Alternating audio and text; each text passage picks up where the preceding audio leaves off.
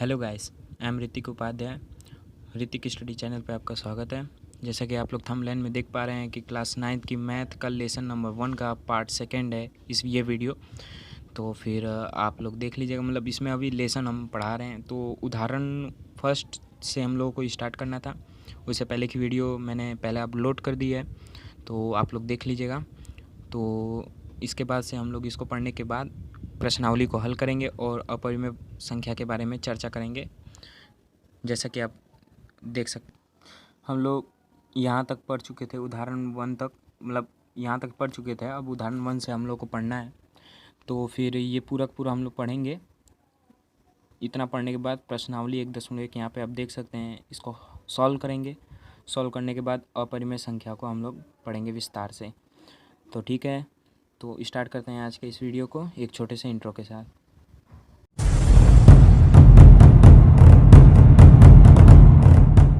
पढ़ रहे हैं, तो उदाहरण नंबर 1 हम लोग पढ़ रहे हैं यहाँ पे।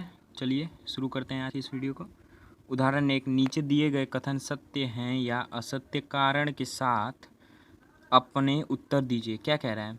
नीचे दिए गए कथन सत्य हैं या असत्य कारण के साथ अपने उत्तर दीजिए। ठीक है, ये कह रहा है। तो फिर हम लोग पढ़ लेते हैं पहले क्या ये कहना चाह रहा है। ठीक है, प्रत्येक पूर्ण संख्याएं एक प्राकृतिक संख्याएं होती हैं।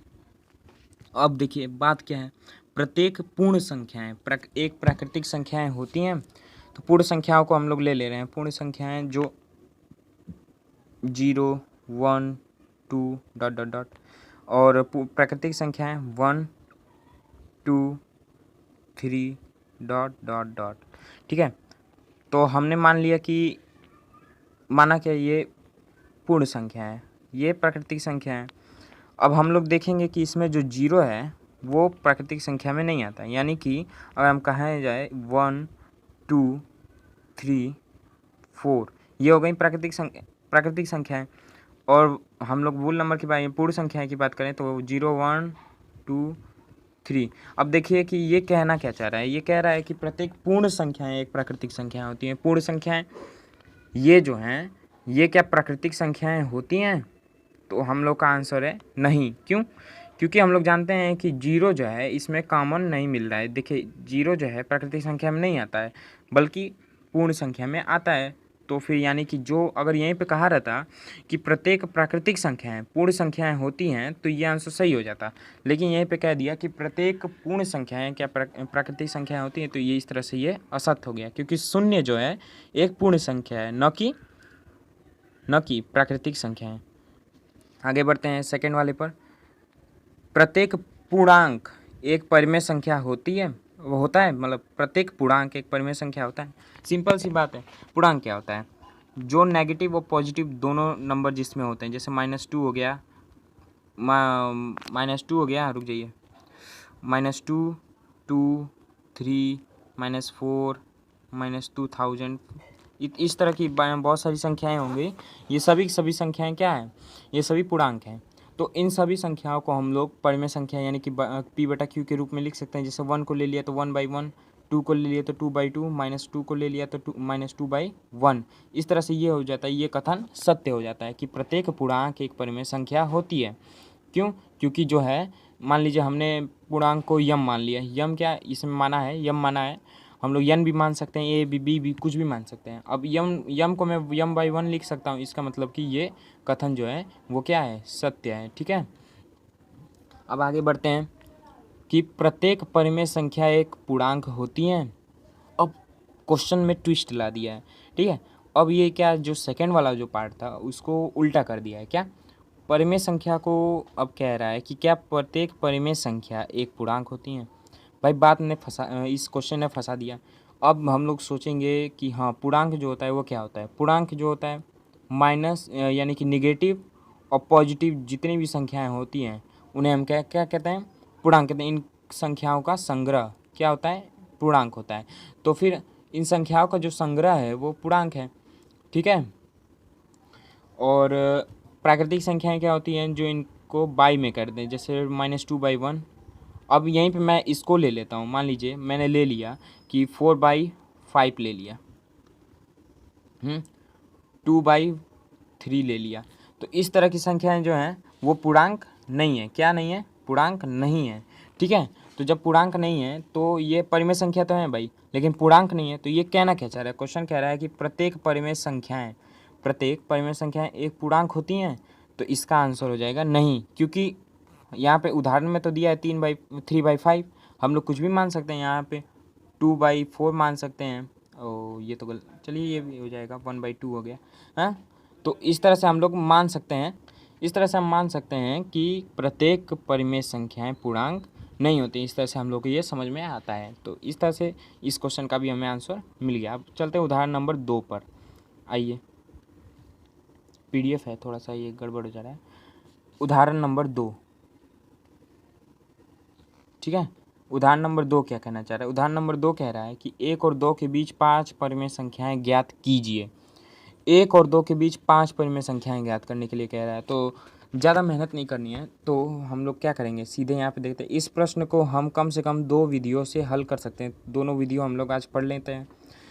चलिए, आपको याद होगा कि R और S के बीच एक परिमेय संख्या ज्ञात करने के लिए आप R और S को जोड़ते हैं और उसे 2 से भाग दे देते हैं, अर्थात R + S/2 R, यानी कि R और O के बीच जो भी संख्याएं होंगी वो इस तरह से होंगी। अतः ये क्या कह रहा है? ये 1 और 2 के बीच की संख्या कह रहा है, तो 1 यानी कि ये कर दिया है 1 + 2/2। और रुक जाइए, अच्छे से लिख दूँ, 1 + 2/2 = 3/2। ठीक है, तो जब 3/2 हो गया तो 3/2 जो है ये आ गया यहाँ पे, अतः 3/2 लिख दिया, सीधे डायरेक्ट लिख दिया है, तो मैं इसको बता दूँ। तो 1 और 2 के बीच में जितनी भी संख्याएं होंगी, इसी प्रक्रिया में आप 1 और 2 के बीच 4 परिमेय संख्याओं ज्ञात कर सकते हैं। ठीक है, ये 4 संख्याएं हैं, ये 4 संख्याएं इस तरह से फाइंड हो चुकी हैं। यहाँ पे देख सकते हैं आप, ये फाइंड हो गई हैं। ये 4 संख्याएं ये होती हैं। ठीक है, 3/2। अब मैं क्या, ये कैसे आई हैं? तो आप एक काम कर सकते हैं कि एक दूसरी विधि है हल नंबर 2, उस पर हम लोग चलते हैं। उसको आप देख सकते हैं कि ये मतलब क्या और क्या विधि है इसको हल करने की। तो हल नंबर 2 में यानी कि हल नंबर 2 में देख लीजिए। हल नंबर 2 है, एक अन्य विकल्प है कि एक ही चरण में सभी 5 परिमेय संख्याओं को ज्ञात कर लें, क्योंकि हम 5 संख्याएं ज्ञात करना चाहते हैं। ठीक है, हम 5 संख्याएं, मुझे हल नंबर 1 जो ये है, ये हल नंबर 1, ये मुझे इससे ज़्यादा अच्छा ये लगता है हल नंबर 2, क्योंकि इसमें ज़्यादा कन्फ्यूजन नहीं है। ठीक है, आपको मैं समझा देता हूँ। हम 5 संख्याएं ज्ञात करना चाहते हैं, इसलिए हम, अगर हम लोग को 5 संख्याएं ज्ञात करने के लिए कहता है, 5 भी कहता है, 4 भी कहता है, चाहे कुछ भी कहता है, उसमें हम लोग 1 प्लस कर देना है। ठीक है, पहले ये स्टेप हम लोग करना है। तो यहाँ पे देखिए, इसको 5 संख्या ज्ञात करनी है, तो इसने 5 में 1 प्लस कर दिया, 6 कर दिया। ठीक है, तो अब हल लेकर 1 और 2 को परिमेय संख्याओं के रूप में लिखते हैं। अच्छा, तो इसने क्या किया कि जो भी है, मान लीजिए कि हमको पहला अक्षर दे दिया 3 दे दिया पहला अक्षर फर्स्ट, और 3 और 4 के बीच में हमको परिमेय संख्याएं ज्ञात करनी है। तो ये क्या करेगा ना कि मान लीजिए 5 हम लोग को 5 परिमेय संख्याएं ज्ञात करनी है, 5 परिमेय संख्या ज्ञात करनी है। तो रुक जाइए, बता रहा हूँ। हम लोग को 5 परिमेय संख्याएं ज्ञात करनी है। तो 5 परिमेय संख्याएं ज्ञात करने के लिए हम लोग क्या करेंगे? 5 परिमेय संख्याएं, अब मान लीजिए कि 5 परिमेय संख्या हमको ज्ञात करनी है, तो 5 में हम लोग क्या करेंगे? 1 प्लस कर देंगे, = 6 हो गया। अब जो 3 है, हम लोग को ये काम करना है कि 6 3 = लिख देना है 3, पहले 6 का 3 में इंटू कर देना है, यानी गुणा कर देना है। तो हम लोग का आ जाएगा यहाँ पे, पहले हम लोग क्या करेंगे 3 और उसमें 6 का गुणा, हम लोग 3 क्या करेंगे, 3 में 6 का पहले मल्टीप्लाई कर देंगे, तो 18 आ जाएगा। 18 लेंगे और 18/6 इस तरह से लिख देंगे। अब यही काम हम लोग को 4 में भी करना है। तो 4 में क्या करेंगे, 4 × 6 यानी कि 24। अब यहाँ पे लिख देंगे 24/6, ये लिख दिए। अब हम लोग को जो है कि हम लोग को पता चल गया है कि 18 रुक जाइए, इसको सही से कर दूँ, 18/6 से 24/6 तक की जितनी भी संख्याएं आती हैं बीच में, वो क्या हैं, वो 3 और 4 के बीच की परिमेय संख्याएं होंगी। तो हम लोग क्या करेंगे, लिख देंगे 19/6 इस तरह से लिखते हुए, 20/6 इस तरह से लिखते हुए हम लोग कर देंगे अपना 23 तक, 23/6 इतने में हम लोग को हमारी 5 परिमेय संख्याएं मिल जाएंगी। ठीक है, तो ये हो गई बहुत सिंपल विधि है, ये इसको भी ज्ञात करने के लिए बहुत अच्छी विधि है। हल भी बहुत अच्छा है इसका, ये वाला हल, तो इस पर आप लोग मतलब ध्यान दीजिएगा। तो हम लोग चलते हैं सीधे प्रश्नावली पर।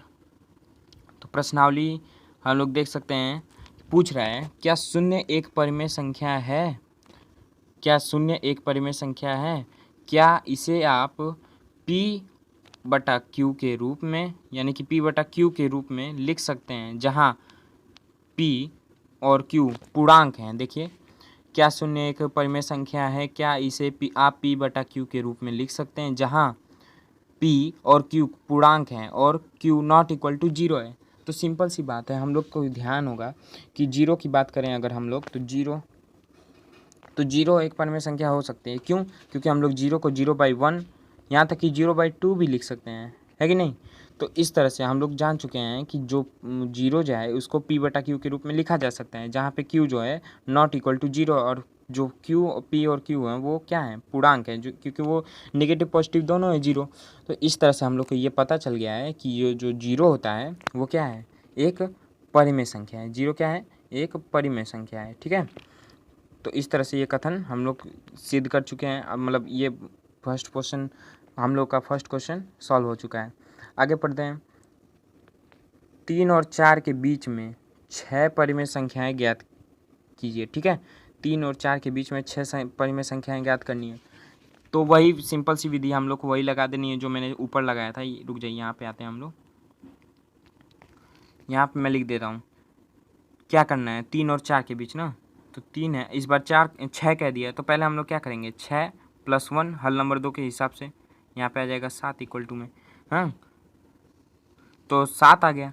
तो यानी कि हम लोग को क्या करना है, 7 से इन दोनों में मल्टीप्लाई कर देना है और भाग में भी 7 ला देना है। जैसे हम लोग कर दिए ये 3 × 7/7। ओके, तो यहाँ पे कितना आ गया हम लोग का आ गया 21/7। ठीक है, और 4 के साथ जब कर देंगे तो यहीं पे हो जाएगा 28/7। तो 28/7, ठीक है, 21 और 28/7। ठीक है, तो हम लोग क्या करते हैं, अब इनके बीच में जितनी भी प्राकृतिक संख्या हैं उनको लिख देते हैं। जैसे हो गया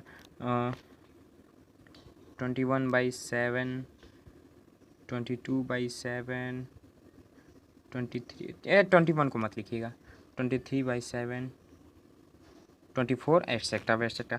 और इस तरह से आप करते करते आप चले जाएंगे कहाँ तक, 27 तक, 27/7। यानी कि आप लोगों को इतना जब लिख देंगे तो आपकी 6 परिमेय संख्याएं आपको ज्ञात हो जाएंगी 3 और 4 के बीच की।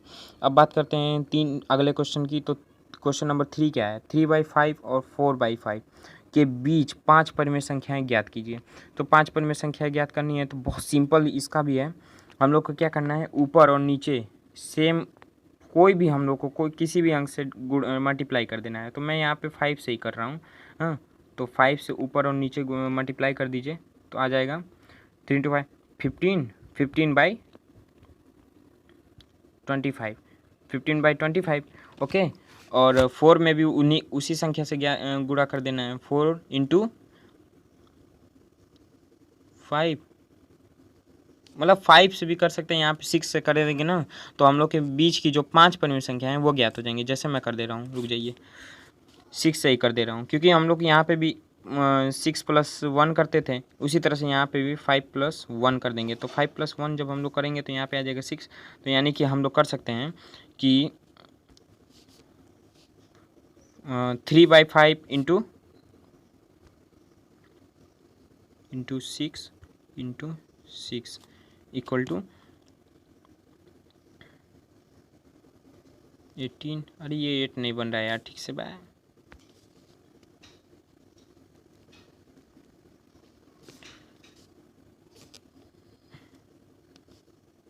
हो जाइए,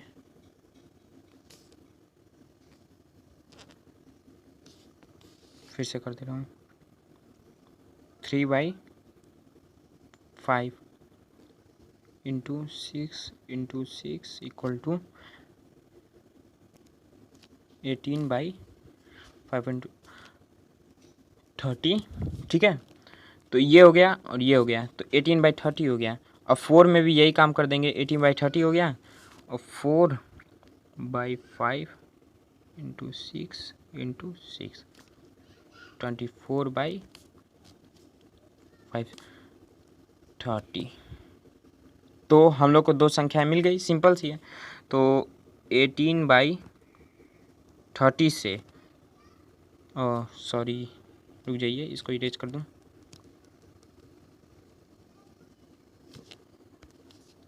24/30। तो यानी कि इनके बीच में जितनी भी संख्याएं आपको मिलेंगी वो क्या हो जाएंगी, 5 संख्या रहेंगी, वो 3/4 3/5 और 4/5 के बीच की परिमेय संख्याएं होंगी। तो क्वेश्चन नंबर 3 भी एक तरह से मान लेते हैं हो गया। अब आगे बढ़ते हैं क्वेश्चन नंबर 4। सबसे मतलब मेन क्वेश्चन ये है, तो नीचे दिए गए कथन सत्य हैं या असत्य वाला आ गया, कारण के साथ अपने उत्तर दीजिए। प्रत्येक प्राकृतिक संख्याएं एक पूर्ण संख्याएं होती हैं। अब ये कहना क्या चाह रहे हैं, प्रत्येक प्राकृतिक संख्याएं एक पूर्ण संख्याएं होती हैं।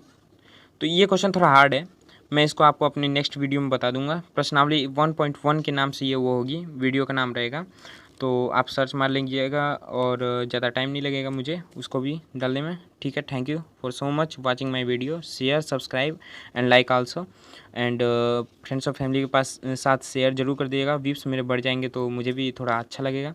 Thank you for this.